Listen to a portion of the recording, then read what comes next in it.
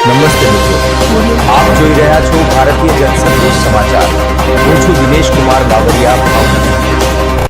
નમસ્કાર દર્શક મિત્રો, નવા વિડીયો સાથે આપ સૌનું હાર્દિક સ્વાગત છે. હું છું સોલંકી દર્શના. પાલીતાણા તાલુકાના નવાગામ બડેલી મુકામે રહેતા ચંદ્રકાંતભાઈ પરમાર ઉર્ફ ભોલાભાઈ, જેમણે ભારતીય સેનામાં 17 વર્ષ સુધી નિષ્ઠાપૂર્વક સેવા આપી, તેઓ પોતાના માદરે વતન પરત ફરતા સમગ્ર ગામમાં આનંદ અને ગૌરવનો માહોલ છલકાઈ ગયો હતો. સ્વાગત માટે નવા ગામના લોકો મોટા ઉત્સાહ સાથે એકત્ર થયા હતા.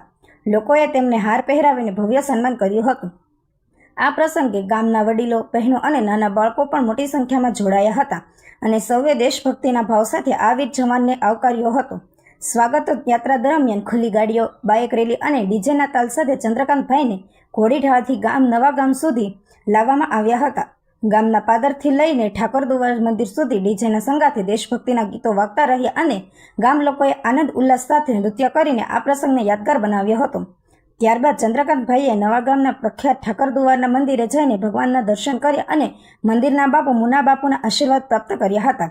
આ સમગ્ર પ્રસંગે ગામમાં દેશભક્તિ, ગૌરવ અને એકતાનો અનોખો માહોલ સર્જાયો હતો, જે દરેક માટે પ્રેરણાદાયી બન્યો હતો. બ્યુરો ચીફ દિનેશ કુમાર બાબરિયા ઘેટી સાથે રિપોર્ટર જીતેન્દ્ર સોલંકી, સિહોર.